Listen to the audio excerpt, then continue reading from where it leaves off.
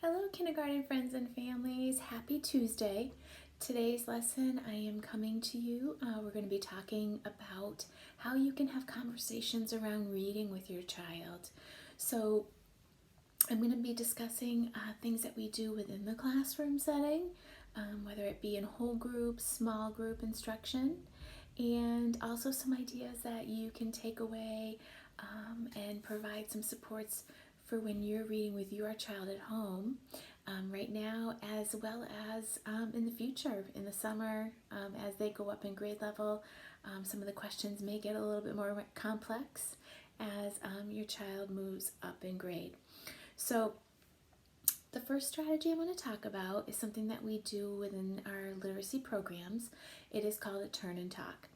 And so what we do is in our turn and talk, we pose a question, and we have a variety of questions that we ask periodically throughout the text. So that way there we can check for understanding as we go through the different parts of a story. And so once the question is given out to the whole group, we'll give them a little bit of time to talk to their partner and share out their ideas on the question. And then they come back to the whole group, and then we pick a few volunteers to share out to the whole group. And so we start off with them sharing their own idea. Then we break into something a little bit more of an active listening role, where they have to really focus on what it is that their partner is saying so that they can share out their partner's thoughts to the group.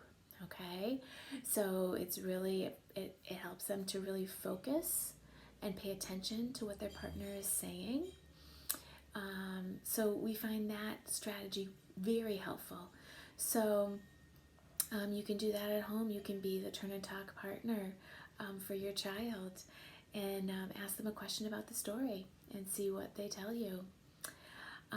We also have questions before you even get into the reading of a story. We have questions that can be predictive in nature. So I'm going to use a story that we've used in the past in some of our lessons here in our remote learning. And I'm not going to read the title. I'm just going to show you the front cover and just use the question as it would that you would ask your child. So I wouldn't read the title.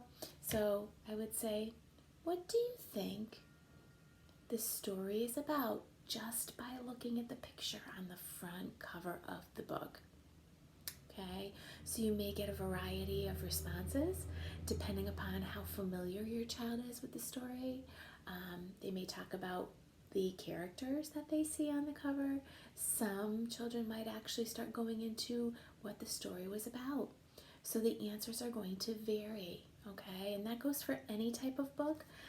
It depends upon your child's familiarity with a book. And it also depends on, we talk about different genres of books. So we've been focusing this year on fiction and nonfiction stories. So the questions and answers may look a little bit different depending upon the kind of story that you are reading. Okay? So in looking up some strategies for today's lesson, I just have some things that I want to share with you.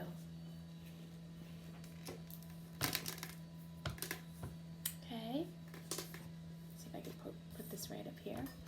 Move this a little bit, hopefully. All right. So here we have something called the crowd strategy.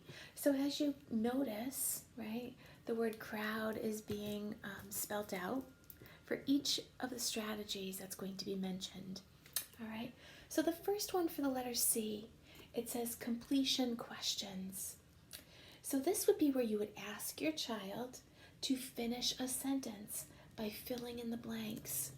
So just an example could be if you were just reading the title of the story and you would read the author and the illustrator's names, and you could say the person who writes the story is the, and then you could say the person who draws the pictures of the story is the, and so you're looking for them to fill in a response to the question.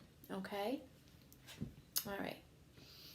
The R is a recall question. So this is where you would ask your child to share details from the book to demonstrate the understanding of the plot and keep track of the sequence of events. Okay? So you might have different, I know when I taught preschool, I had a lot of those felt pictures that went along with the story, so that once we were done reading a story, I would mix all the pieces up and see if the kids could come up and share with me what the order of events were in the story. A great story for that would be one that, again, we're very familiar with, which we just looked at, is The Very Hungry Caterpillar. So it's a great sequencing story, just an idea of a book to kind of help give you that piece of information, okay? Oh, is open-ended questions. So this would be to ask questions that your child can't just answer with a single word, okay? Like either a yes, a no, cat, dog, okay? It will lead to having richer conversations. All right, so I'm going to do an example in a little bit using the story of Goldilocks and the Three Bears of a few of these questions, just to give you an idea of what it may look like while you're reading with your child, okay? And the W are our WH questions. So you're using the words who, what, when, where, and why. So those questions, those WH questions, are really helpful when trying to have a conversation about the reading. It also helps to teach your child new vocabulary words and focus on details of the story. So a big part of our literacy programs and our Making Meaning is the vocabulary piece. So I know during the year you've seen your child come home with those supplemental activities where they were either writing a sentence using the vocabulary word, they were matching up the word to the picture. These are all great ways to increase a child's vocabulary and to help with their understanding of that new vocabulary in a story. Okay? And then we found out too that the kids were really, if they heard that vocabulary word again, they would say, Ms. Bruso, I just heard the word, I'm going to say explore. So it really draws their attention and it helps them to focus in on those new words. The D is the distancing questions. And this is something that our kids are really familiar with, again, with our reading programs.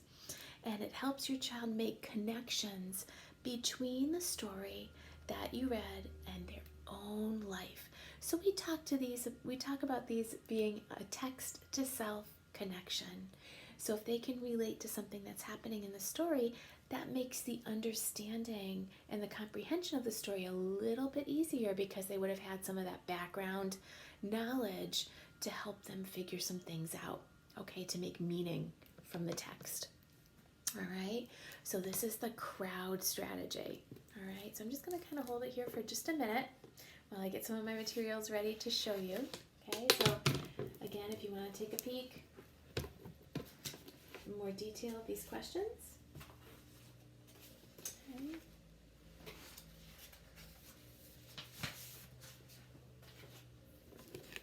All right, I'm going to put this down on the floor, and I'm going to be using my story.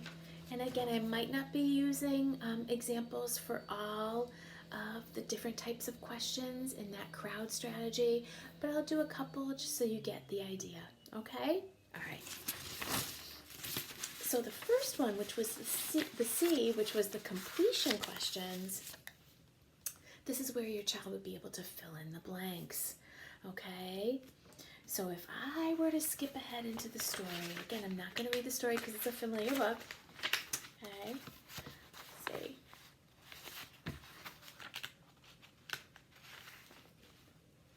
So I might say, Papa Bear was mad because Goldilocks did not ask, and then you would want to wait. You would want to get that wait time to see what your child would fill in for that completion question. So you might say, your child might say, permission, okay? Okay, she didn't ask permission to sit in the chair. All right. Okay, and again, the answers may vary a little bit. All right. So a recall question, all right, that could be, I mean, again, this story is great for sequencing. All right, so to go into the order, so, we could talk about, can you tell me the order of the events that happened in the story? Okay, so see if they could go back and recall those, all right? They can try and see if they can do it without looking at the book, but they can always go back into the story as a support, okay, to kind of check their responses too, all right? And it helps them to learn how to monitor their own thinking, all right, around the story, okay? So an example could be, can you tell me what happened when Papa Bear walked into his bedroom? Okay. And then you can say, and then what happened? So again, you want to expand on those questions so that you're getting more of a richer conversation about the story, okay, with your child. All right. The next one is the open-ended. So this one, all right, you're going to be asking because you want your child to give you more of an explanation of the situation. So an example could be that after Goldilocks left the house, how do you think Goldilocks felt when she walked home? Okay, so they would have to give you more of a response. It's not going to be just that one word, all right? All right, then you would have your WH questions that you could ask. Okay, why do you think Goldilocks fell asleep in Baby Bear's bed? What might be an example of one of those WH questions? All right, and then one of the distancing questions is that text to self connection. All right, and you might say, is there ever a time that you have wanted to use something that wasn't yours? And that happened a lot in the story of Goldilocks and the Three Bears. Okay? So see if they can relate to that part of the story. All right, that text to self connection. The last part I'm going to show you today, I was able to find some visuals that kind of takes you into some more of those conversations around a story. So here it says, talk about your favorite part. Okay, so this would be after your story is being read, after your story has been read. Okay.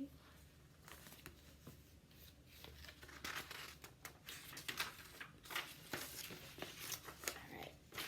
This next part is where your child, you're going to ask them to retell you the story. So it says, retell the beginning, the middle, and the end.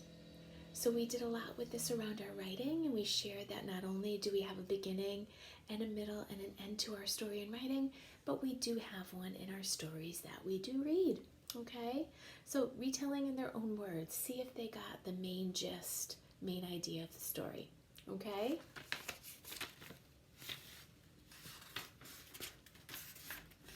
All right, here's that make a connection. So there's that distancing questions. Okay, make a connection. All right.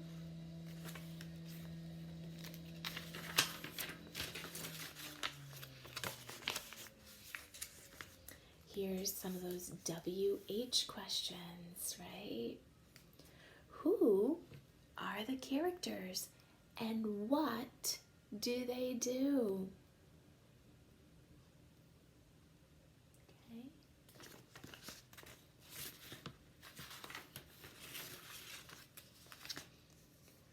Talk about the funniest part of the story. So this may be dependent upon the story that you are reading with your child, okay?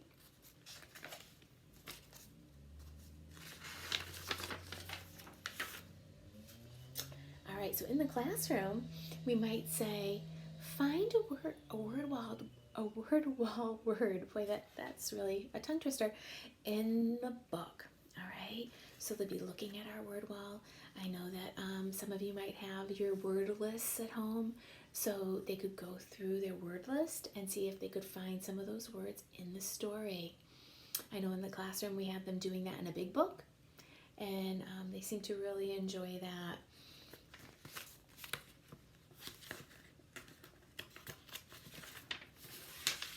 So these would be like in an informational story. So this would be more like for your nonfiction. So can you talk about some facts you learned in this book? Okay. So some information. And the last one is again going to be using that nonfiction text, okay? Show your partner the labels in this book. Okay, so again, you would find this in an informational story, nonfiction. All right, so you can kind of see the differences between the different kinds of texts, the questions that you would ask. All right. So friends and families, I hope that you enjoyed this lesson today. I know it was a little long, but there's so much to cover when you are talking about conversations around reading. I hope that you're able to use some of these ideas to check for understanding when you're reading with your child over the summer. And I hope you have a great day, a great rest of your week, and we'll see you soon. Take care. Bye.